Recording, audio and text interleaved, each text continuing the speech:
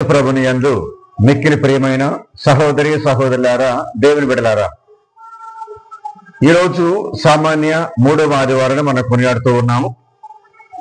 ఈ సామాన్య మూడవ ఆదివారంలో మిమ్మల్ని అందరినీ కూడా ఎస్ఎంజే క్రియేషన్స్ యూట్యూబ్ ఛానల్ ద్వారా ప్రేమపూర్వకంగా మిమ్మల్ని ఆహ్వానిస్తూ ఉన్నాం.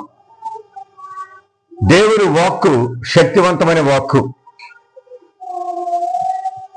సజీవమైనది, చైతన్యమైనది, శక్తినిచ్చు వాక్కు.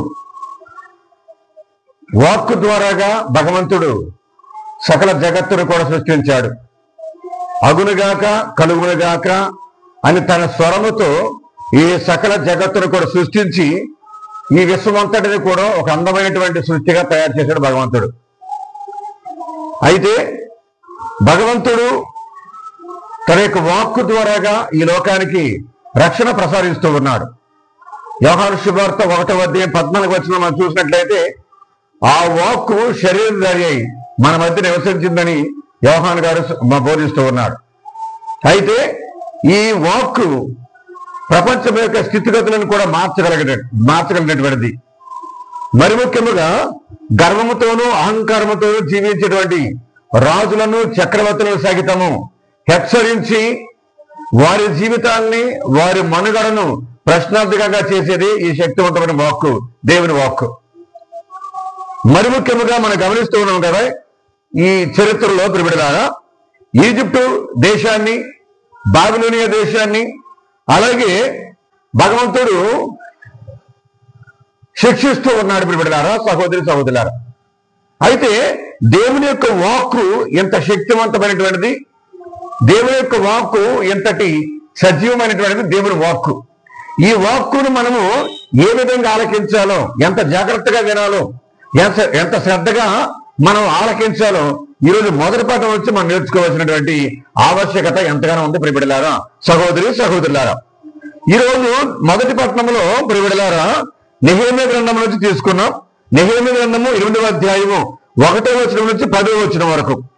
ఈనాడు ఈ మొదటి పట్టణాన్ని ధ్యానం చేసే ముందు దీని యొక్క సందర్భాన్ని కూడా మనం ధ్యానం చేస్తే మొదటి పట్టణాన్ని చాలా చక్కగా అర్థం చేసుకోవడం అవకాశం ఉంటూ ఉంది. ఈ రోజు మొదటి పట్టణం యొక్క సారాంశం తెలుసుకోవటం అనేది ఇబ్బందికరంగా ఉంటుంది, కొంచెం అసాధ్యమైనటువంటి విధంగా ఉంటుంది.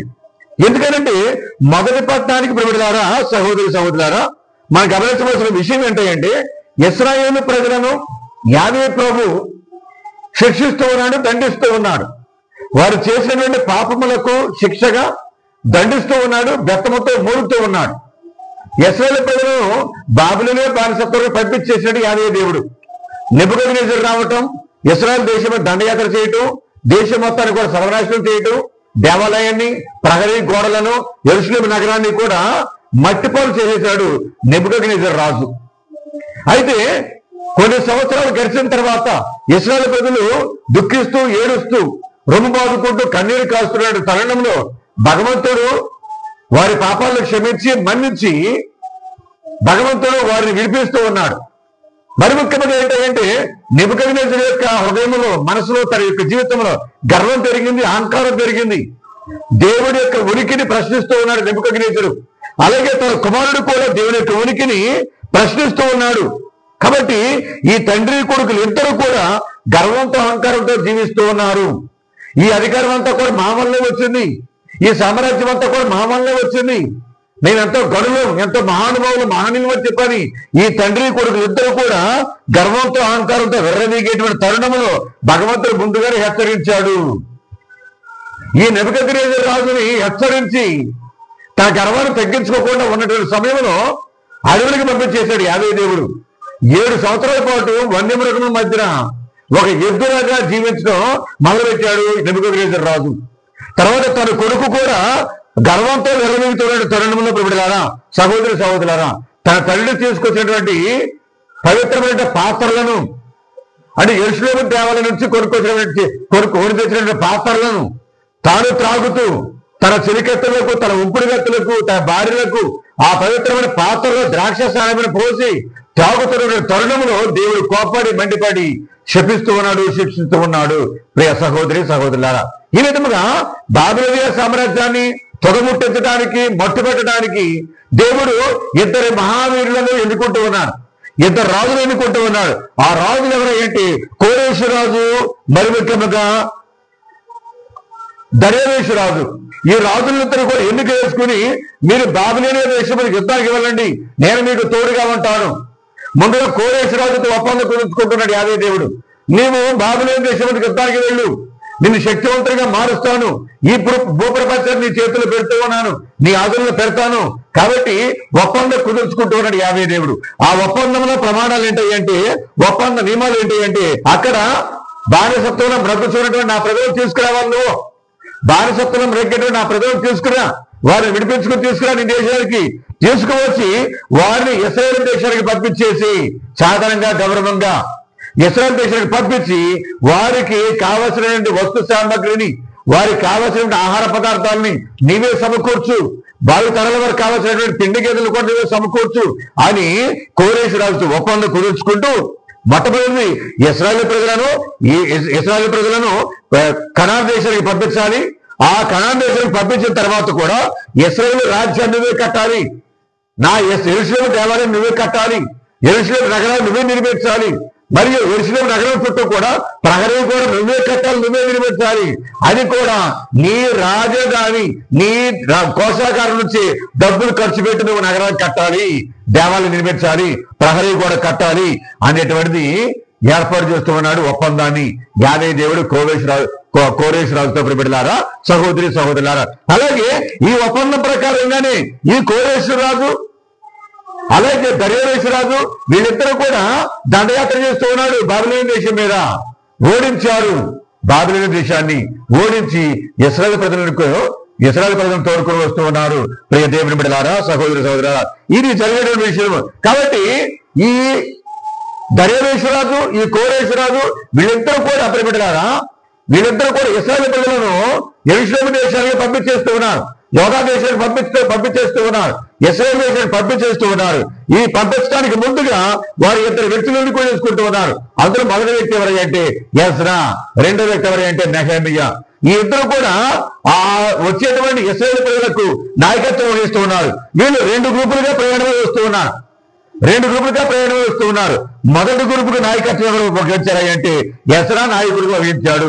అలాగే రెండవ గ్రూపు నాయకత్వం వహించింది ఎవరంటే నెహెమీయా నాయకత్వం వహించాడు. మిగతా జనమందరూ కూడా జెరుబ్బాబెలు అనే వ్యక్తి నాయకత్వం వహించి 3 గ్రూపులుగా ఇశ్రాయేలు ప్రజలు యెరూషలేము దేశానికి తిరిగి వస్తూ ఉన్నారు. ప్రియ సహోదరి సహోదరులారా, ఈ ఎజ్రా, ఈ నెహెమీయా వీరిద్దరూ కూడా నాయకత్వం వహించి యెరూషలేము నగరాన్ని, యెరూషలేము దేవాలయాన్ని, యెరూషలేము ప్రహరీ కూడా నిర్మించడానికి వీళ్ళిద్దరే బాధ్యత వహిస్తూ ఉన్నారు. వీళ్ళిద్దరే నాయకులుగా వ్యవహరిస్తూ ఉన్నారు. ప్రియ దేవుని బిడ్డలారా, సహోదరి సహోదరులారా, ఈ ఎజ్రా ఎవరైతే బిడ్డలారా, ఈ ఎజ్రా అనేటువంటి వ్యక్తి ఒక ధర్మశాస్త్ర బోధకుడు, యాజకుడు, ఒక మత పెద్ద. ఎజ్రా ధర్మశాస్త్ర బోధకుడు, నాయకుడు, మత పెద్ద. బానిసత్వంలోకి వెళ్ళిపోయాడు ఇశ్రాయేలు ప్రజలతో పాటుగా. ఈ నెహెమీయా ఎవరంటే కోరేషు రాజు పరిచారకుడు, ఈస్ ఎ బెస్ట్ అడ్మినిస్ట్రేటర్. బిడ్డలారా, సహోదరి సహోదరులారా, ఎజ్రా గ్రంథం తీసుకోండి. ఎజ్రా గ్రంథము 1వ అధ్యాయము 2వ వచనం, 3వ వచనం, 4వ వచనం చదివితే మాకు అర్థమవుతూ ఉంది. పారసీక ప్రభు అయిన కోరేషు ఆజ్ఞ ఇది, ఆకాశమందలి దేవుడు నన్ను ఈ భూలోకమంతటికి అధిపతిని చేశాను. ఆయన యోధరాజ్యమందలి యెరూషలేమున నన్ను ఒక దేవాలయం నిర్మించమని ఆజ్ఞ ఇచ్చాను. నేను ఆ ప్రభువును కొలిచే ప్రజలందరూ కూడా ఆయనకు బాసటగా ఉండుటకు గాను ఆ ప్రభువును సేవించు ప్రజలందరూ యెరూషలేమునకు తిరిగిపోయి ఆయన దేవాలయమును పునర్నిర్మింపుడు. కాబట్టి ఇక్కడ యెరూషలేము దేవాలయాన్ని కట్టవలసిన బాధ్యత మీదే అని కోరేషు రాజుతో ఒప్పందం తీర్చుకున్నాడు. అలాగే ఇంకొక వచ్చిన కూడా చదివితే మనకు బాగా అర్థమవుద్ది. అదే ఎజ్రా గ్రంథము 6వ అధ్యాయము 4, 5 వచనం చదవండి. గోడలను 3 వరుసలుగా గండరాతితోను ఒక వరుసతోను కొయ్యరాతితోను నిర్మించవలేను. ఖర్చులన్నిటినీ కూడా రాజకోశాగారం నుండి భరింపవలేను. గమనించిన బిడ్డలారా, రాజుగారి కోశాగారం నుండి ఈ ఖర్చులన్నీ కూడా భరించాలి. ఈ ఖర్చులన్నీ కూడా భరించాలి. భగవంతుడు తన యొక్క పవిత్రమైన నగరాన్ని నిర్మించుకుంటూ ఉన్నాడు. దానికి సాధనముగా ఆయుధముగా కోరేశ్వరాజును దర్యావేశ్వరాజును ఎన్నిక చేసుకుని వారి రాజుగారి కోశాగారం నుండి దీనికి సరిపడా ఖర్చులన్నింటినీ కూడా వాళ్ళే భరించాలనేటువంటి నిబంధన చేసుకుంటూ ఉన్నాడు. బిడ్డలారా, సహోదరి సహోదరులారా, ఇక్కడ మనం గమనించే విషయం ఏంటంటే, ఎప్పుడైతే ఈ కోరేశ్వరరాజు దర్యావేశ్వరాజు ఆజ్ఞ మేరకు ఎజ్రా నెహెమియా నాయకత్వం వహించి యెరూషలేము దేశానికి వచ్చారు. చాలా మంది నైపుణ్యం లేనటువంటి పనివారిని తీసుకొచ్చుకున్నారు. వారితో పాటుగా ఇతర ప్రాంతాల వారిని కూడా సహాయం చేయమని రాజుగారు శాసనం చేసి ఉన్నాడు, చుట్టుపక్కల రాజ్యాల వారికి కూడా. కాబట్టి యెరూషలేము దేశానికి వచ్చారు. ఎజ్రా నెహెమియా గొప్ప సైన్యంతో వచ్చారు. యెరూషలేము దేవాలయ పునర్నిర్మాణం కొనసాగుతూ ఉంది. ఈ పునాదులన్నింటినీ కూడా తొలగిస్తున్నటువంటి తరుణములో, దేవాలయ నిర్మాణం చేపట్టే ఈ తరుణంలో పునాదులన్నింటినీ కూడా శిథిలాల మొత్తాన్ని కూడా తీసేస్తున్న తరుణంలో ధర్మశాస్త్రము పవిత్రమైన గ్రంథం అనేది ఆ శిథిలాల్లో బయటపడింది. ఆ ధర్మశాస్త్రం తీసుకుని ఆనందంగా సంతోషంగా ఆ ధర్మశాస్త్రాన్ని ముద్దాడి ఇశ్రాయేలు ప్రజలందరూ కూడా ఒక పరిశుద్ధమైన దినాన, పవిత్రమైన దినాన, సబ్బాతు రోజున అందరూ కూడా సమావేశమై ఆ ధర్మశాస్త్రం ఉన్నటువంటి గ్రంథాన్ని చదవటం మొదలు పెడుతూ ఉన్నారు. అదే ఈ రోజు మనం చూసేటువంటి మొదటి పట్టణంలో సారాంశం. ధర్మశాస్త్రం నుంచి వాక్యం తీసుకుని ఉదయం నుండి మధ్యాహ్నం వరకు కూడా చదువుతూ ఉన్నారు.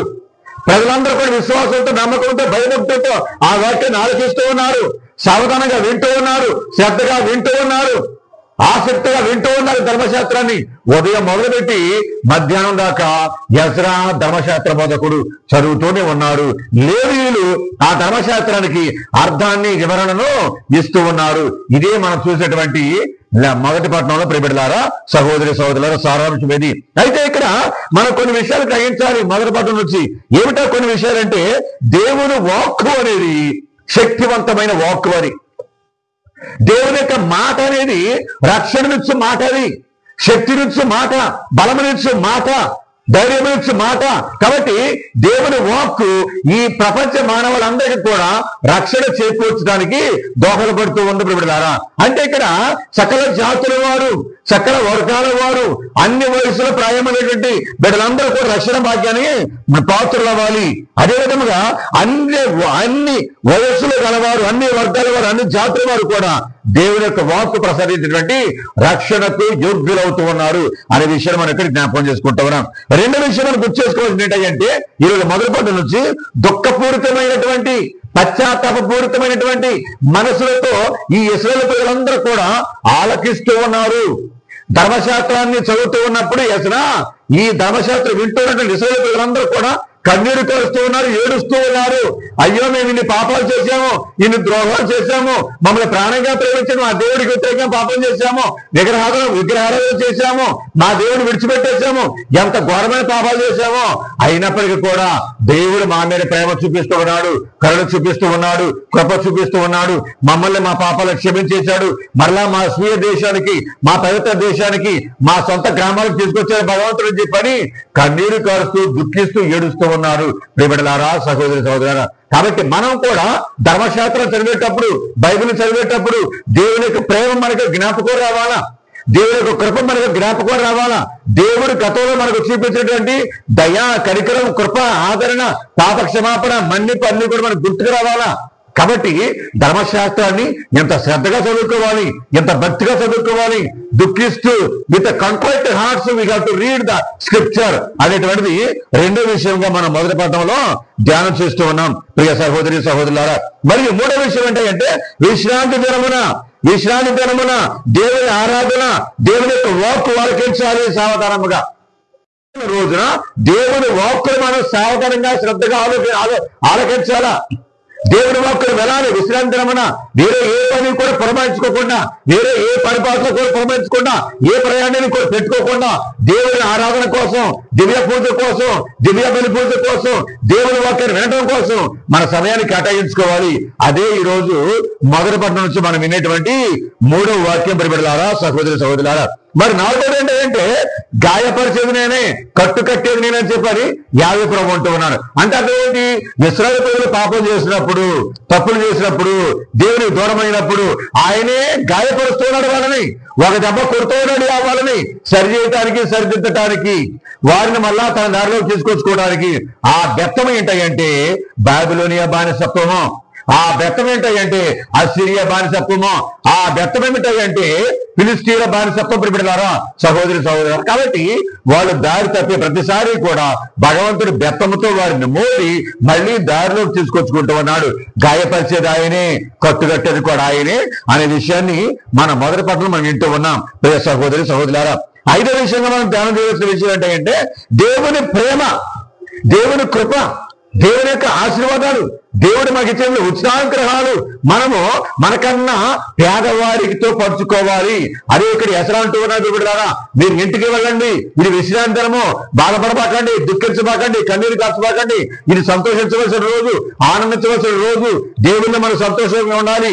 కాబట్టి మీరు ఇంటికి వెళ్ళి కడుపారా తినండి, మనసారా తినండి, తిని మీరు మీకున్నటువంటి వాటిని, మీకన్నా పేదవారు చాలా మంది ఉన్నారు మీ దేశంలో, కాబట్టి వాళ్ళతో పంచుకోండి, మీ ఆహార పదార్థాలని, మీ అన్నపానీయాలను వాళ్ళతో పంచుకోండి అని ఎస్రా ప్రవక్త వాళ్ళకి బోధిస్తూ ఉన్నాడు ప్రియులారా, సహోదరి సహోదరులు. కాబట్టి మనం కూడా మన దైనందిన జీవితంలో మనకన్నా పేదవారు చాలా మంది ఉన్నారు ఈ లోకంలో, మన చుట్టుప్రక్కల, మన గ్రామంలో, మన ఇరుగు పొరుగు వారు. కాబట్టి మనకున్న దాన్ని ఇతరులతో పంచుకోవాలి, ఇతరులతో పంచుకోవాలి. We have to share what we have with others, those who are in need. అవసరంలో ఎవరైతే ఉన్నారో వాళ్ళతో మనకున్న దాన్ని మనం పంచుకుని దేవుని యొక్క ప్రేమను, దేవుని యొక్క కృపను ఇతరులకు అందజేయాలనే విషయాన్ని మొదటి పదం ద్వారా మనం తెలుసుకుంటూ ఉన్నాం. ప్రియబిడ్డలారా, సహోదరి సహోదరులారా, ఇక్కడ 6వ విషయంలో మనం గుర్తుంచుకోవాల్సిన విషయం ఏంటంటే ఇశ్రాయేలు రాజ్యాన్ని పునర్నిర్మిస్తూ ఉన్నారు. యెరూషలేము దేవాలయాన్ని పునర్నిర్మిస్తూ ఉన్నారు. యెరూషలేము ప్రహరీ గోడల్ని మరలా నిర్మిస్తూ ఉన్నారు. అంటే అర్థం ఏంటంటే ఇక్కడ భౌతికంగా ఇక్కడ నిర్మాణం జరుగుతూ ఉంది, కళ్ళకు కనిపించే విధంగా నిర్మాణం జరుగుతుంది ఇక్కడ, కానీ ఆధ్యాత్మికమైన నిర్మాణం కూడా జరుగుతూ ఉంది.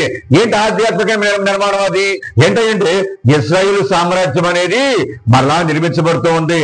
దేవుని ప్రజలను కడుతూ ఉన్నారు, దేవుని యొక్క రాజ్యాన్ని కడుతూ ఉన్నారు, దేవుని యొక్క హృదయాన్ని కడుతూ ఉన్నారు, దేవుని యొక్క ఆధ్యాత్మిక జీవితాలు కడుతూ ఉన్నారు. ఇక్కడ ఎస్రా ప్రవక్త నెహెమ్యా వీళ్ళిద్దరు కూడా యావే దేవుడు. కాబట్టి మరలా ఇశ్రాయేలు దేశం అనేది, యెరూషలేము రాజ్యం అనేది, యోధా మతం అనేది నూతనీకరించబడుతూ ఉంది. ప్రజల హృదయాలు నూతనీకరించబడుతూ ఉన్నాయి, ప్రజల మనసులు నూతనీకరించబడుతూ ఉన్నాయి.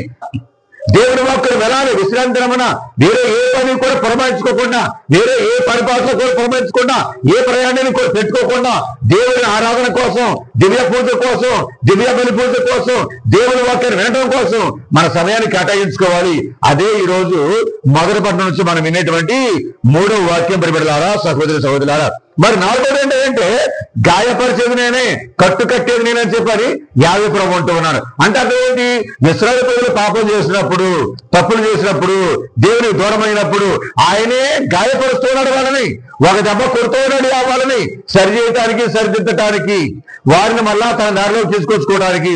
ఆ బెత్తం ఏంటంటే బాబిలోనియా బానిసత్వము, ఆ బెత్తం ఏంటంటే అసిరియా బానిసత్వము, ఆ బెత్తం ఏమిటంటే ఫిలిస్తీన్ల బానిసత్వం ప్రిపడలారా, సహోదరి సహోదరు. కాబట్టి వాళ్ళు దారి తప్పే ప్రతిసారి కూడా భగవంతుడి బెత్తముతో వారిని మోడి మళ్ళీ దారిలోకి తీసుకొచ్చుకుంటూ ఉన్నాడు.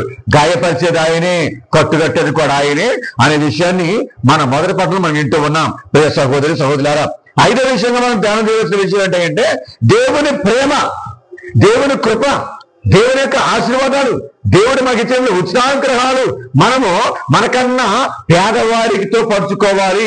అదే ఇక్కడ ఎసరా అంటూ ఉన్నారు బిడ్డలారా, మీరు ఇంటికి వెళ్ళండి, ఇది విశ్రాంతరము, బాధపడబాకండి, దుఃఖించబాకండి, కన్నీరు కాచబాకండి, ఇది సంతోషించవలసిన రోజు, ఆనందించవలసిన రోజు, దేవుళ్ళు మనం సంతోషంగా ఉండాలి. కాబట్టి మీరు ఇంటికి వెళ్ళి కడుపారా తినండి, మనసారా తినండి, తిని మీరు మీకున్నటువంటి వాటిని మీకన్నా పేదవారు చాలా మంది ఉన్నారు మీ దేశంలో, కాబట్టి వాళ్ళతో పంచుకోండి, మీ ఆహార పదార్థాలని మీ అన్న పానీయాలను వాళ్ళతో పంచుకోండి అని యెషయా ప్రవక్త వాళ్ళకి బోధిస్తూ ఉన్నాడు ప్రియలారా, సహోదరి సహోదరులు. కాబట్టి మనం కూడా మన దైనందిన జీవితంలో మనకన్నా పేదవారు చాలా మంది ఉన్నారు ఈ లోకంలో, మన చుట్టుప్రక్కల, మన గ్రామంలో, మన ఇరుగు పొరుగు వారు. కాబట్టి మనకున్న దాన్ని ఇతరులతో పంచుకోవాలి, ఇతరులతో పంచుకోవాలి. We have to share what we have with others, those who are in need. అవసరంలో ఎవరైతే ఉన్నారో వాళ్ళతో మనకున్న దాన్ని మనం పంచుకుని దేవుని యొక్క ప్రేమను, దేవుని యొక్క కృపను ఇతరులకు అందజేయాలనే విషయాన్ని మొదటి పదం ద్వారా మనం తెలుసుకుంటూ ఉన్నాం. ప్రియబిడ్డలారా, సహోదరి సహోదరులారా, ఇక్కడ ఆరో విషయంగా మనం గుర్తుంచుకోవాల్సిన విషయం ఏంటంటే ఇశ్రాయేలు రాజ్యాన్ని పునర్నిర్మిస్తూ ఉన్నారు. యెరూషలేము దేవాలయాన్ని పునర్నిర్మిస్తూ ఉన్నారు. యెరూషలేము ప్రహరీ గోడల్ని మరలా నిర్మిస్తూ ఉన్నారు. అంటే అర్థమేంటే, ఇక్కడ భౌతికంగా ఇక్కడ నిర్మాణం జరుగుతూ ఉంది, కళ్ళ కనిపించే విధంగా నిర్మాణం జరుగుతుంది ఇక్కడ, కానీ ఆధ్యాత్మికమైన నిర్మాణం కూడా జరుగుతూ ఉంది. ఏంటి ఆధ్యాత్మికమైన నిర్మాణం? అది ఏంటంటే ఇశ్రాయేలు సామ్రాజ్యం అనేది మరలా నిర్మించబడుతూ ఉంది. దేవుని ప్రజలను కడుతూ ఉన్నారు, దేవుని యొక్క రాజ్యాన్ని కడుతూ ఉన్నారు, దేవుని యొక్క హృదయాన్ని కడుతూ ఉన్నారు, దేవుని యొక్క ఆధ్యాత్మిక జీవితాన్ని కడుతూ ఉన్నారు. ఇక్కడ యెషయా ప్రవక్త, నెహెమ్యా వీళ్ళిద్దరు కూడా యావే దేవుడు. కాబట్టి మరలా ఇశ్రాయేలు దేశం అనేది, యెరూషలేము రాజ్యం అనేది, యోధా మతం అనేది నూతనీకరించబడుతూ ఉంది. ప్రజల హృదయాలు నూతనీకరించబడుతూ ఉన్నాయి, ప్రజల మనసులు నూతనీకరించబడుతూ ఉన్నాయి. They are building, the people is building. భగవంతుడు కడుతూ ఉన్నాడు, నిర్మిస్తూ ఉన్నాడు. ఈ విషయాన్ని మనం ఇక్కడ జ్ఞాపకం చేసుకోవాలి ప్రియబిడ్డలారా, సహోదరి సహోదరులారా. అలాగే ఇంకా విషయం మనం గుర్తు చేసుకోవాలి. ఏంటంటే ప్రతి ప్రభువుని ఎప్పుడు కూడా మనం ఆనందంతో ఆరాధించాలా, పూజించాలా, ప్రభువులో మనం ఆనందించాలా, ప్రభువులో మనం కనపరచాలా, ప్రభువులో మనం తృప్తిగా ఉండాలా, ప్రభువులో మనం ఎల్లప్పుడు కూడా సంతోషించాలి.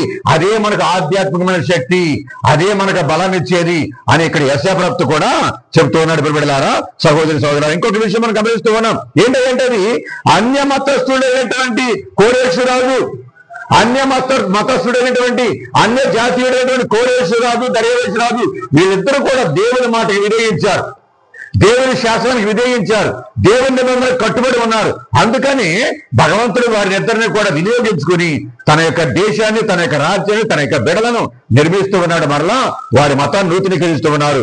అన్య దేశ రాజులు, అన్య మతస్థులు దేవుని మాటను విధేయించారు. మరి మనము దేవుని బిడలము, దేవుడు ఎన్నుకున్న బిడలం మనం, దేవుని సొంత కుమారులు, దేవుని కుటుంబంలో సభ్యులు మనమందరం కూడా. మరి మనము దేవుని మాట వినగలుగుతున్నామా? దేవుని యొక్క కట్టుబాట్ల ప్రకారంగా జీవిస్తున్నామా? దేవుని మాటకి విధేయత చూపిస్తున్నామా? దేవుని మాట విని దాని ప్రకారంగా జీవించగలుగుతున్నామా అనే విషయాన్ని మనం ఆత్మ పరిశీలన చేసుకోవాలి. ప్రియబిడ్డలారా, సహోదరి సహోదరులారా, ఇక్కడ దేవుడు చెప్పినట్లుగా ఈ ఇద్దరు రాజులు కూడా నెరవేర్చారు. అలాగే మనం కూడా దేవుడు చెప్పినట్టుగా మనం వినాలి, ఆలకించాలి, దాని ప్రకారంగా మనం జీవించాలి. అదే భగవంతుడు మన నుంచి కోరుకుంటూ ఉన్నాడు. కాబట్టి ఈ రోజు మొదటి పట్టణాన్ని మనం పరిశీలించినట్లయితే ఈ రోజు ఇవన్నీ కూడా జరిగినటువంటి సంగతులన్నీ కూడా, ఇప్పుడు మనం ధ్యానం చేసిన విషయాలన్నీ కూడా రాబోయేటువంటి క్రీస్తు ప్రభుని సూచిస్తూ ఉన్నాయి, రాబోయేటువంటి రక్షకుడిని సూచిస్తూ ఉన్నాయి. ఆ రక్షకుడు రాబోతూ ఉన్నాడు కొన్ని వందల సంవత్సరాల తర్వాత. ఆ రక్షకుడు వచ్చి ఎల్లప్పుడూ కూడా తాను నమ్ముకున్నటువంటి బిడ్డలందరినీ, విశ్వాసులందరినీ, సకల మానవులందరూ కూడా నిర్మిస్తూ ఉన్నాడు ఆధ్యాత్మికంగా, వారిని కడుతూ ఉన్నాడు ఆధ్యాత్మికంగా, వారిని ఒక దేవుని కుటుంబంగా నిర్మిస్తున్నాడు యేసుక్రీస్తు. అదే విషయాన్ని ఇక్కడ మనం గమనిస్తూ ఉన్నాం. రాబోయేటువంటి క్రీస్తు సామ్రాజ్యాన్ని సూచిస్తూ ఉంది ముందుగానే. ప్రియ సహోదరి సహోదరులారా, దేవుని బిడ్డలారా, ఇది మొదటి పదం యొక్క సారాంశం మనం అందరం కూడా తెలుసుకుంటూ ఉన్నాం. తర్వాత సువిశేషంలోకి వస్తూ ఉన్నాం. సువిశేషంలో లూకా సువార్త 1వ అధ్యాయము 1వ వచనం నుంచి 4వ వచనం వరకు, మరియు 4వ అధ్యాయము 14వ వచనం నుంచి 21వ వచనం వరకు మనం ధ్యానం చేసినట్లయితే, లూకా సువార్త మనం 1వ అధ్యాయం 1వ వచనం చదివితే, ఘనత వహించిన తియోఫిలు అంటూ ఉన్నాడు ఆయన. ప్రారంభంలోనే ఘనత వహించిన తియోఫిలు అంటూ ఉన్నాడు. అసలు ఎవరి తియోఫిలు? అదే ఇదే మాటని, ఇదే పేరుని అపోస్తల కార్యాల 1వ అధ్యాయము 1వ వచనంలో కూడా ఇదే పేరు ఉచ్చరిస్తూ ఉన్నాడు లూకా గారు. అంటే అర్థం ఏంటి? ఈ లూకా సువార్తని, అపోస్తల కార్యాన్ని, ఈ రెండు గ్రంథాలను కూడా లూకా గారే రాశారు అనే విషయం అనేది ఇక్కడ స్పష్టమవుతుంది. ప్రియబిడ్డలారా, ఇక్కడ మనం లూకా సువార్త 4వ అధ్యాయము 16వ వచనం వింటూ ఉన్నాం. నజరేతులో నిరాధారణ అంటే యేసుక్రీస్తు గలిలయ పరిచర్య అయిన తర్వాత, గలిలయ ప్రాంతంలో చక్కగా ఫలవంతంగా విజయవంతంగా తన యొక్క సువార్త సేవ మొదలుపెట్టి చాలా వరకు కూడా అద్భుతాలు చేసి స్వస్థతలు చేసి అనేకమైనటువంటి సూచక్రియలు చేసి విజయవంతంగా సంతృప్తికరంగా తాను పెరిగి పెద్దవాడైనటువంటి నజరేతు నగరానికి వస్తూ ఉన్నాడు కాబట్టి తన యొక్క హోమ్ టౌన్కి వస్తూ ఉన్నాడు యేసుక్రీస్తు. వచ్చిన సందర్భంలో చదవండి ఒకసారి లోకాసు వార్త 4వ అధ్యాయము 16 వచనం చదవండి. లోక 4:16. తాను పెరిగి పెద్దవాడైన నజరేతుకు వచ్చి చదవండి. లోక 4:16. తరువాత యేసు తాను పెరిగి పెద్దవాడైన నజరేతునకు వచ్చి అలవాటు చెప్పున విశ్రాంతి దినమున ప్రార్థనా మందిరమునకు వెళ్ళేను. అక్కడ ఆగండి.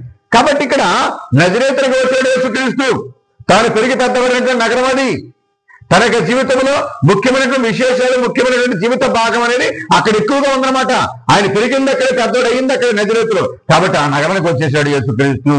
కాబట్టి వచ్చిన వెంటనే అది విశ్రాంతి దినము కాబట్టి ఆ విశ్రాంతి దినమున అలవాటు చొప్పున దేవాలయానికి వెళ్ళాడు. ఈ వెంట్ టు ద సినగోగ్, యూదుల ప్రార్థనా మందిరానికి యేసుప్రభు వెళ్ళారు. ఇక్కడ మనం గమనించవలసిన విషయం ఏంటంటే అలవాటు చొప్పున. ఏంటది? అలవాటు చొప్పున యేసుక్రీస్తుకు అలవాటు అయింది. ఏంటి అలవాటు అయింది? ఆదివారం రోజున, సబ్బాతు రోజున, విశ్రాంతి దినం రోజున దేవాలయానికి వెళ్ళాలి, ప్రార్థన చేసుకోవాలి, దేవునికి ప్రస్తుతి చేయాలి, దేవునికి స్తుతి చేయాలి, దేవునికి ప్రార్థన చేసుకోవాలి, దేవునితో గడపాలి. ఇది ఆదివారం సబ్బాతు రోజు విశ్రాంతి దినమున ప్రతి ఒక్క కుమారుడు ప్రతి ఒక్క కుమార్తె చేయవలసినటువంటి ప్రధానమైనటువంటి బాధ్యత మతస్థులుగా.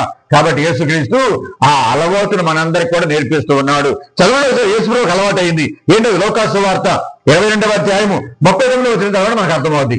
లోక 22:39 వచనం. లోక 22:39.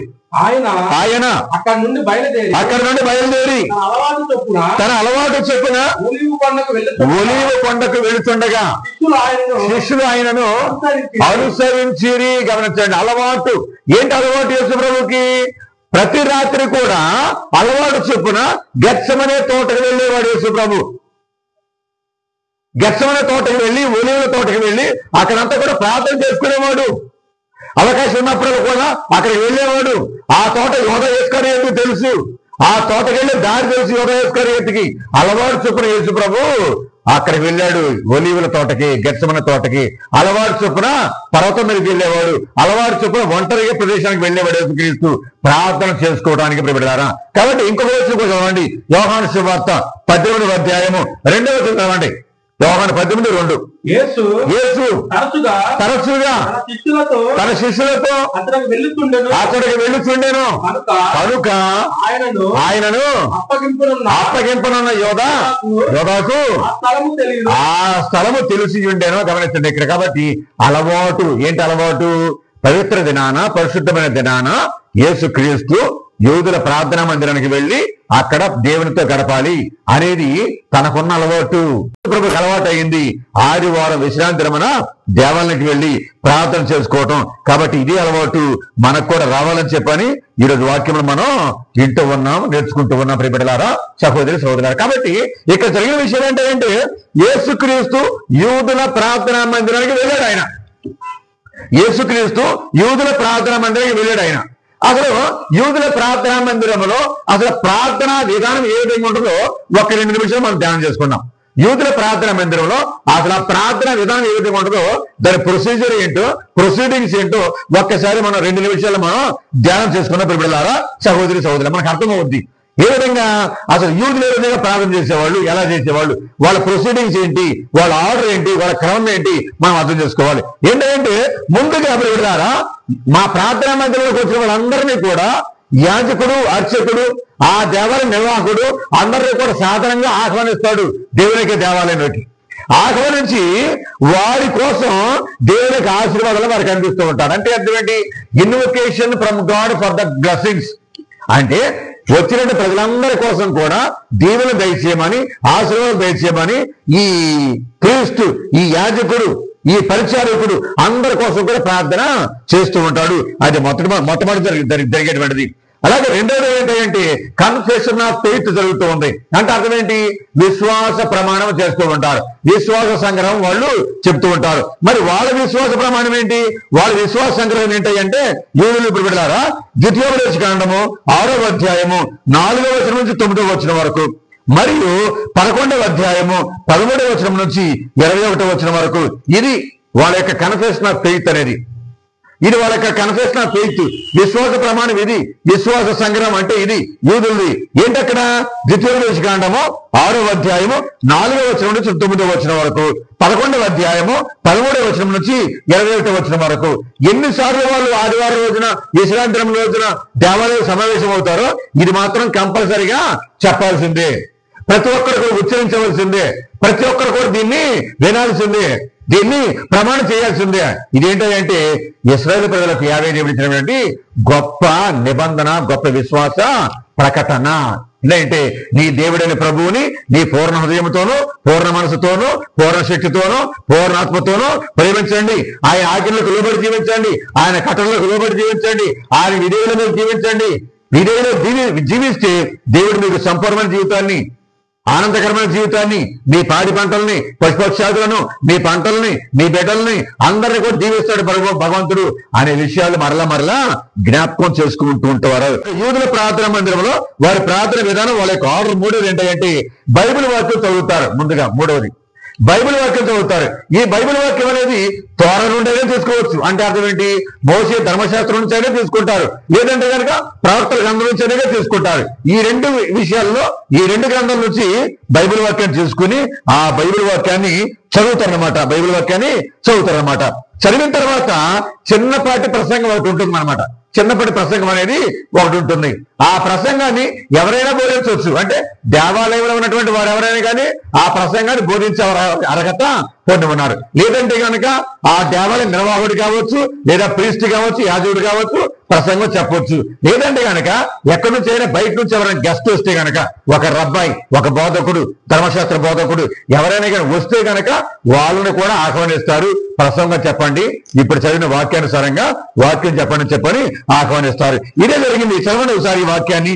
అపోస్తల కార్యాలు 13వ అధ్యాయము 14వ వచనం, 15వ వచనం, 16వ వచనం చదవండి, మనకు అర్థమవుద్ది. వారు పెర్గా నుండి పిసిదియా మందలి అంతియోకియాకు వెళ్ళిరి. అక్కడ ఒక విశ్రాంతి దినమున ప్రార్థనా మందిరంలోనికి పోయి కూర్చుండిరి.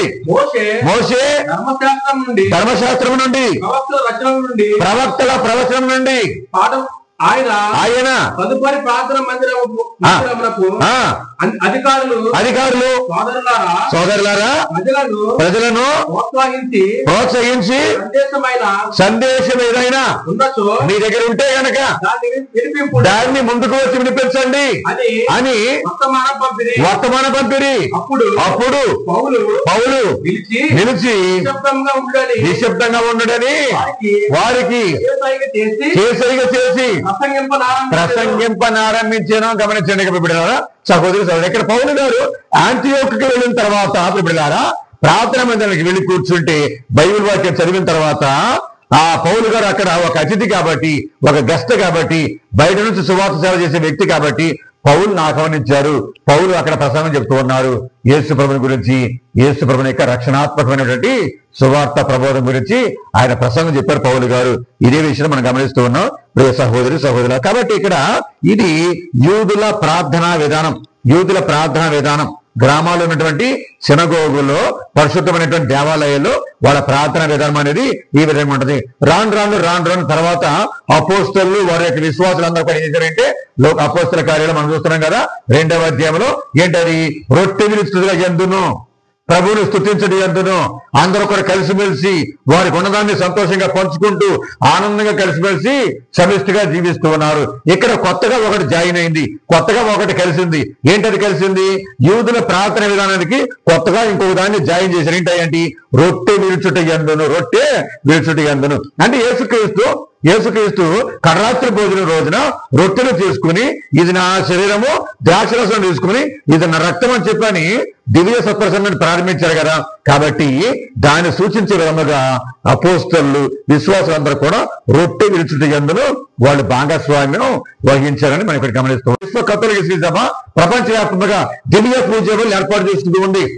కథోలిక శ్రీ సభ ఎంతో శ్రేష్టమైన విధముగా, ఎంతో ఉన్నతమైన విధముగా, ఎంతో చాలా చక్కగా ధర్మశాస్త్రం ప్రకారంగా, క్రీస్తు ప్రవహించినటువంటి ఆజ్ఞ ప్రకారంగా ఈనాడు చక్కనైనటువంటి దివ్య పూజలు ఏర్పాటు చేసి మనకందరికీ ఒక దీవెన పాత్రగా, ఆశీర్వాద నిలయంగా, రక్షణకు నిలయంగా ఈ దివ్య పూజని మనకు అనుగ్రహించింది కథోలిక శ్రీ సభ. ప్రిబిడలారా, సహోదరి సహోదరులారా, కాబట్టి ఈ దివ్య సత్ప్రసాద దివ్య పూజ బలి అనేది భగవంతుడు యేసుక్రీస్తు మనకి ఇచ్చిన గొప్ప ఔషధము, ఆశీర్వాదము, దీవెన, పరలోక బిందు ఈ దివ్య పూజ బలి. ఈ విధంగా మనము ఈ రోజు దివ్య పూజ బలిలో మనం పాల్గొంటూ ఉన్నాము సహోదరి సహోదరులారా, దేవుని బిడ్డలారా. అలాగే ఇక్కడ మనం చదువుతూ ఉన్నాం కదా, లూకా సువార్త 4వ అధ్యాయము 18 మనం చూస్తూ ఉన్నాం. లూకా 4:18 చదవండి ఒకసారి.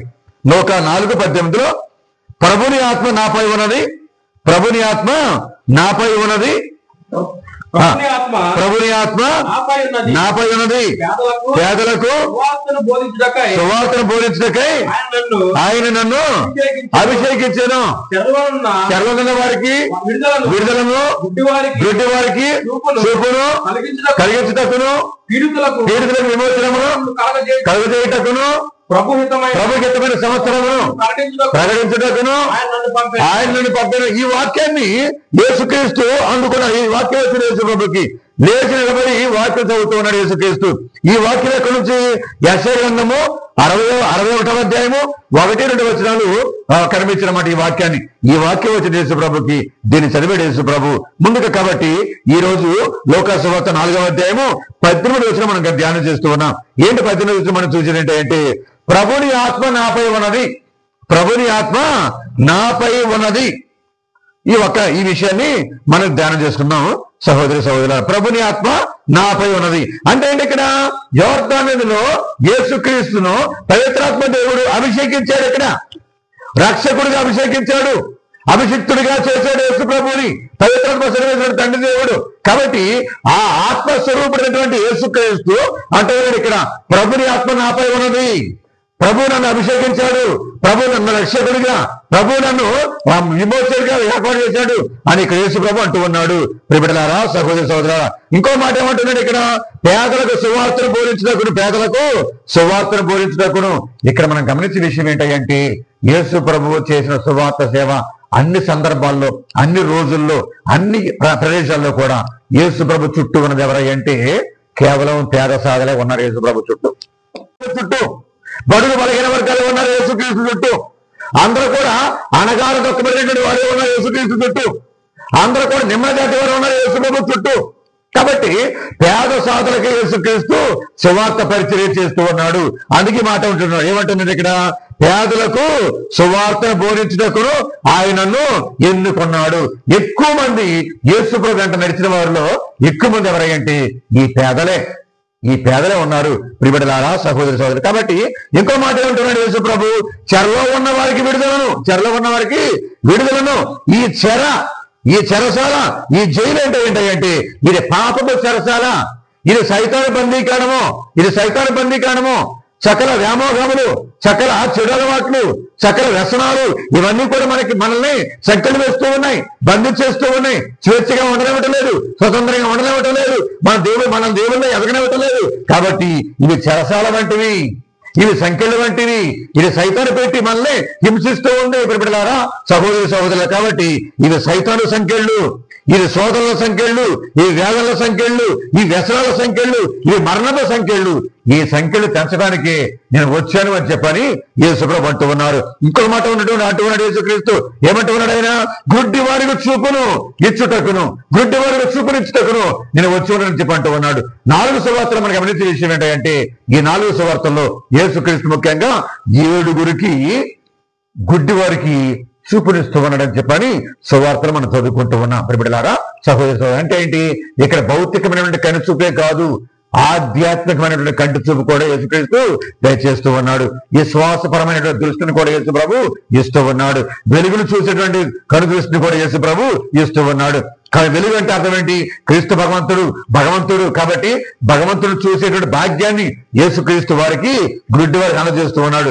ఇక్కడ భౌతికమైన స్వస్థత, ఆధ్యాత్మికమైన స్వస్థత యేసుక్రీస్తు అనుగ్రహిస్తూ ఉన్నాడు. ప్రియబిడ్డలారా, సహోదరి సహోదరులారా, ఇంకొక మాట అంటున్నాడు యేసుక్రీస్తు. ఏమంటున్నాడు ఆయన? పీడితులకు విమోచన అంటే అర్థం ఏంటి? సైతానుడు బంధిస్తూ ఉన్నాడు చాలా మందిని కూడా. అనేకమైన జబ్బులు పెడుతూ ఉన్నాడు, అనేకమైన ఇబ్బందులు పెడుతూ ఉన్నాడు, అనేకమైనటువంటి శారీరక రుగ్మతలు పెడుతూ ఉన్నాడు. మోక్ష రోగం వస్తూ ఉంది, కుష్ఠరోగం వస్తూ ఉంది, మరణం వస్తూ ఉంది, పాపం వస్తూ ఉంది. కాబట్టి ఇటువంటి పీడితులందరినీ కూడా క్రీస్తు భగవంతుడు విమోచిస్తూ ఉన్నాడు. దేవుని బిడ్డలారా, సహోదరులారా, కాబట్టి పీడితులకు విమోచన కలగజేయడానికి నేను వచ్చానని చెప్పని యేసుప్రభు అంటూ ఉన్నారు. ఆఖరిగా యేసుప్రభు అంటూ ఉన్నారు ఒక చక్కని మాట. ఏంటది? ప్రభుహితమైన సంవత్సరమును ప్రకటించుటకును. ప్రభుహితమైన సంవత్సరమును ప్రకటించుటకును. ఏంటి ప్రభువునికి హితమైన సంవత్సరం? ప్రభువునికి హితమైందంటే అర్థం ఏంటి? దేవునికి ఇష్టమైనటువంటిది, దేవునికి సంతోషం ఇచ్చేటువంటిది, దేవునికి సంతృప్తినిచ్చేటువంటిది. ఇటు ప్రకారం దేవునికి సంతోషం ఇవ్వాలి, ఇటు ప్రకారం తన బిడ్డలకు కూడా సంతోషం ఇవ్వాలా. విశ్వాసాలకు సంతోషం ఇవ్వాలి, దేవునికి సంతోషం ఇవ్వాలి. కాబట్టి ఈ ఇద్దరికీ సంతోషం ఇచ్చేది ఏంటంటే, దేవుని మనసులో సంతోషపరిచేది ఏంటంటే, అది కేవలము యేసుక్రీస్తు మాత్రమే. ఇటు విశ్వాసులకు సంతోషము, ఇటు భగవంతునికి సంతోషము. మెస్సయ్య యొక్క రాకడే ఈ లోక మానవులకు సంతోషము, ఈ లోక ప్రజలకు సంతోషము. కాబట్టి తండ్రి దేవునికి సంతోషము, ఇక్కడ ప్రజలందరికీ కూడా సంతోషము, లోక మానవులందరికీ కూడా అందరికి కూడా సంతోషం అని ఇక్కడ ప్రభుహితమైన సంవత్సరము. కాబట్టి ఇక్కడ సంతోషము, ఆనందము. కాబట్టి దేవుడు సంతోషంగా ఉంటే అది ప్రభుహితమైన సంవత్సరమే. దేవునికి విశ్వాసులు సంతోషంగా ఉంటే అది ప్రభుహితమైన సంవత్సరమే, ప్రభునికి సంతోషం ఇచ్చే సంవత్సరమే. మనం చేసే ప్రతి కార్యము, మనం చేసే ప్రతి పని, మనం చేసే ప్రతి కార్యము, ప్రతిది కూడా దేవునికి సంతోషాన్ని కలిగించాలి, దేవునికి సంతృప్తిని కలిగించాలి, దేవునికి ఇష్టపూర్తిగా ఉండగలగాలి. మనం చేపట్టే ప్రతి కార్యము, ప్రతి పని, ప్రతి ప్రయాణం, ప్రతి నిర్ణయం అన్ని కూడా దేవునికి ఇష్టమైన విధంగా ఉండాలి. అందుకని పరిశుద్ధ పాపు గారు ఫ్రాన్సిస్ తండ్రి గారు ఈ 2025 సంవత్సరాన్ని జూబిలీ పండుగగా ప్రకటించి ఉన్నారు, ఏర్పాటు చేసి ఉన్నారు. జూబిలీ పండుగ ఏర్పాటు చేసి ఉన్నారు. ఈ సంవత్సరం అంతా కూడా మనము ప్రభుహితమైన సంవత్సరంగా మనం కొనియాడుతూ ఉన్నాం. 2025 సంవత్సరము అంటే 2025 సంవత్సరాలు అయిపోయింది రక్షకుడు యేసుక్రీస్తు ఈ లోకంలో పుట్టి. కాబట్టి ఈ 2025 సంవత్సరాలని జూబిలీ పండుగ ఏర్పాటు చేసుకుంటూ ఉన్నాం. ఇదే ప్రభుహితమైన సంవత్సరం ఇది, ఇదే దేవునికి ఇష్టమైన సంవత్సరం ఇది. క్రీస్తు ప్రభునికి జన్మ దేవుని యొక్క హితమైన సంవత్సరము, దేవునికి ఇష్టమైన సంవత్సరం. కాబట్టి మనం మారు మనసు పొంది పశ్చాత్తాపడి మన మనసులో మార్చుకొని క్రీస్తు ప్రభువులో దేవుడిలో మనం సంతోషంగా జీవించగలిగితే అదే ప్రభుహితమైన సంవత్సరము. నీవు నేను కూడా మారు మనసు పొంది, మనం అందరం కూడా మారు మనసు పొంది మనం సంతోషంగా ఆనందంగా జీవిస్తూ దేవుని కృపకు పాత్రలమయ్యి దేవుని మనసులో సంతోషపెట్టే విధంగా తయారైతే గనక అదే ప్రభుహితమైన సంవత్సరము, అదే ప్రభుహితమైన రోజు, అదే ప్రభునికి నచ్చేటువంటి గడియ అని చెప్పని ఇక్కడ మనం గుర్తుంచుకోవాలి. అందుకని యేసుప్రభు అంటూ ఉన్నారు 99 మంది నీతిమంతులు పరలోక రాజ్యానికి వెళ్ళటం కన్నా ఒక పాపాత్ముడు, ఒక దుర్మార్గుడు మారు మనసు పొంది పరలోక రాజ్యానికి వెళ్ళటం అనేది తండ్రి దేవునికి, త్రిత్వ యేసునికి, సకల దూతలకు, సకల సన్మనస్కులకు, దేవదూతలకు ఆనందిస్తూ ఉన్నట్టు అంటూ ఉన్నాడు. కాబట్టి మనమందరం కూడా మారు మనసు పొంది పశ్చాత్తాపడి పాపం నుంచి దూరంగా, సైతం నుంచి దూరంగా, అన్ని లోపాలకి, అన్ని దోషాలకి, అన్ని వ్యామోహాలకి, అన్ని వ్యసనాలకి దూరంగా మనం మారు మనసు పొంది పశ్చాత్తాపడి ప్రభువులో మనం నూతనీకరించబడినట్లయితే గనక అదే ప్రభుహితమైన సంవత్సరము, అదే దేవుడి మెచ్చే సంవత్సరము, అదే దేవుడికి సంతోషించే సంవత్సరం. కాబట్టి ఇప్పటి నుంచి అయినా కానీ, ఎక్కడి నుంచి అయినా కానీ ఈ 2025లో మారు మనసు పొందడానికి, పశ్చాత్తాపడటానికి, ప్రాయశ్చిత్తపడటానికి, దివ్య పూజలో పాల్గొంటూ, దివ్య ప్రదానం స్వీకరిస్తూ, దేవుని యొక్క వాక్యాన్ని వింటూ, సావధానంగా, జాగ్రత్తగా, చక్కగా దేవుని వాక్యాన్ని వింటూ, మన కోసం, మన రక్షణ కోసం పాటుపడిన క్రీస్తు భగవంతుని మనసారా ప్రేమిస్తూ, మనసారా సేవిస్తూ, ఆయన ప్రసాదించిన రక్షణ భాగ్యంలో మనం పాలు పంచుకున్నట్లయితే కనుక దేవునికి అదే ప్రభుహితమైన సంవత్సరం అని ఇక మనం తెలుసుకుంటున్నాం. కాబట్టి ఈ 3 పట్టణాలు కూడా కొరింథీయులకు రాయబడిన లేఖ కూడా మనకు చెప్పే విషయం అదే. 2వ పట్టణం ఏమంటున్నాడు ఇక్కడ పౌలు గారు? ఏమంటున్నాడంటే ఈ సకల మానవులందరూ కూడా, ఈ ప్రపంచమంతా కూడా, ఈ విశ్వాస సంఘం అంతా కూడా యేసు ప్రభుని యొక్క దేహం లాంటిది. యేసు ప్రభు ఏమో శిరస్సు, మనమందరం కూడా ఆయన శరీరం నుండి భాగం లాంటి వారు. కాబట్టి ఈ దేహంలో ఉన్నటువంటి ప్రతి అవయవము కూడా కలిసికట్టుగా పనిచేస్తూ ఉండాలా. ఒకటి ఎక్కువ కాదు, ఒకటి తక్కువ కాదు, ఒక ముఖ్యమని కాదు, ఇంకోటి ముఖ్యము కాదని కాదు. One is important and another one is not precious అనే ఉద్దేశం కాదు ఇక్కడ. ఈ శరీరంలో ఉన్నటువంటి ప్రతి అవయవం కూడా ముఖ్యమైనటువంటిది. కాబట్టి ఎవరు చేయవలసిన పని వాళ్ళు జాగ్రత్తగా చేసుకుంటూ ఉండాలా. ఎవరికి అప్పగించే పని వాడు జాగ్రత్తగా చేసుకుంటూ ఉండాలా. కన్ను చేయవలసిన పని కన్ను చేయాలి, చెవి చేయవలసిన పని చెవి చేయాలి, ముక్కు చేయవలసిన పని ముక్కు చేయాలి, చేతులు కాళ్ళు అవయవాలన్నీ కూడా ఎవరు చేయవలసిన పని వాళ్ళు చేసుకుంటూ ఉండి ప్రభునికి సంతోషించే కార్యాన్ని, ఆనందించే పనుల్ని మనం చేసుకుంటూ ముందుకు సాగాలి.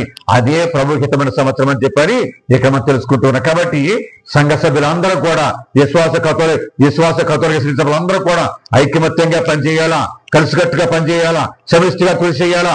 భేదాభిప్రాయాలు లేకుండా, తారతమ్య భేదాలు లేకుండా, ధనికులను భేదాలా కాకుండా, అన్నులని వేరే వాళ్ళని కాకుండా, పురుషులు స్త్రీలను కాకుండా, చిన్నవాళ్ళు పెద్దవాళ్ళని కాకుండా అందరూ కూడా సమిష్టిగా కలిసికట్టుగా పనిచేయాలి. అదే శ్రీసభ ఔన్నత్యానికి, అదే శ్రీసభ రక్షణకు మనం దోహదపడిన వారు అవుతాం. కాబట్టి మీరు బిడ్డలారా, సహోదరి సహోదరులారా, ఈ 3 దివ్యగ్రంథ పఠనాలు మనకు బోధించే విషయాలన్నీ కూడా మనం జాగ్రత్తగా ఆలోచన చేసుకుని, ఆకలింప చేసుకుని మన రక్షణ కోసం మనం పోటుపడదాం. భగవంతుడు మనకు, మన కుటుంబాలకి, మన బిడ్డలందరికీ కూడా నిండుగా దీవెన దయచేయమని చెప్పని ప్రార్థన చేసుకుందాం. తల్లవంచండి, కళ్ళు మూసుకోండి, చిన్న ప్రార్థన చేసుకుందాం. సర్వశక్తి గల సర్వేశ్వర, దయగల మా తండ్రి, ప్రేమ గల ప్రభువా, మీ పరిశుద్ధ నామమునకు వందనములు, స్తుతులు, స్తోత్రం మా తండ్రి. ఇదిగో దేవ, ఈ సామాన్య 3వ ఆదివారంలో మీరు మాకు అందించినటువంటి ఈ సువార్త దేవా, మొదటి పట్టణము, 2వ పట్టణము, సువిశేషం ప్రభువా, ఈ 3 దివ్య గ్రంథ పట్టణాల ద్వారాగా నేను చక్కని విషయం నేర్చుకుంటూ ఉన్నాను తండ్రి. దేవా, మీ వాక్కు శక్తివంతమైనటువంటిది, సజీవమైనటువంటిది, సృష్టించగలిగేటువంటిది, నూతనీకరించగలిగిన శక్తి ప్రభావము దేవ మీ వాక్కు పొందిన తండ్రి. అందుకని ఏమీ లేమి నుండి ప్రభువా అగును గాక కలుగును గాక మీరు సృష్టించారు తండ్రి. దేవ, నన్ను కూడా ఆ విధంగా సృష్టించారు. మమ్మ దీవించడం, మమ్మ ఆశీర్వదించండి. మీ వాక్కు ప్రసాదించిన రక్షణ, మీ వాక్కు ప్రసాదించినటువంటి నూతనీకరణ, మీ వాక్కు ప్రసాదించినటువంటి పవిత్రత వరాల్ని మాకు దయచేయండి నా తండ్రి. దేవ, మేమందరం కూడా నూతనీకరించబడి, పరిశుద్ధపరచబడి, పావనపరచబడి, మీకు సంతోషంగా, ఆనందంగా, మీకు తృప్తి కలిగే జీవితం మాకు దయచేయండి. అలాగే నా తండ్రి, మేము ఎల్లప్పుడూ కూడా కథోలిక శ్రీసభ ఔన్నత్యం కోసం, కథోలిక శ్రీసభ ఔన్నత్యం కోసం, దాని ఘనత కోసం, మహిమ కోసం మీరు మాకు అప్పగించిన పనులన్నీ కూడా, మీరు మా బుధస్కంధాలపై పెట్టినటువంటి కార్యక్రమాలన్నీ కూడా, బాధ్యతలన్నీ కూడా ప్రభువా మేము ఎల్లప్పుడూ కూడా నిర్వర్తించే భాగ్యం మాకు దయచేయమని, అలసత్వం గాని, సమర్థనం గాని, నిర్లక్ష్యం గాని, అశ్రద్ధ గాని ఇటువంటివేమి కూడా లేకుండా మమ్మల్ని అందరినీ కూడా క్రీస్తు భగవంతుడు ప్రసాదించిన రక్షణలో మమ్మల్ని భాగస్తులుగా చేయమని వేడుకుంటూ ఉన్నాం. మా ద్వారాగా మీరు ఏం చేయాలని చెప్పి అనుకుంటున్నారో ఈ 2025లో, మా ద్వారాగా మీరు ఏం సాధించాలని చెప్పి అనుకుంటున్నారో ఈ సంవత్సరంలో, దాన్ని మేము మీకు సాధించే విధంగా దీవించి ఆశీర్వదించండి. ఈ 2025 సంవత్సరంలో మేము ఎల్లప్పుడూ కూడా మీకు ఇష్టమైనటువంటి పనులు చేస్తూ, మీకు నచ్చే పనులు చేస్తూ, ప్రేషిత కార్యాలు చేస్తూ, ఘనమైనటువంటి అద్భుతమైన కార్యాలు చేస్తూ, పేద సాధనను ఆదుకుంటూ జీవించే భాగ్యాన్ని మాకు దయచేయమని, మా కుటుంబాలని, మా బిడ్డలను, మా ఇరుగు పొరుగు వారిని, మా స్నేహితులను, మా మిత్రులను, దేవా పేదరికంలో ఉన్నటువంటి బాధపడే వారందరూ కూడా, అనగారిన వారందరినీ కూడా దీవించి ఆశీర్వదించమని మా ప్రభువుని యేసుక్రీస్తు ద్వారా ఈ మనవి చేస్తున్నాము తండ్రి. ఆమేన్.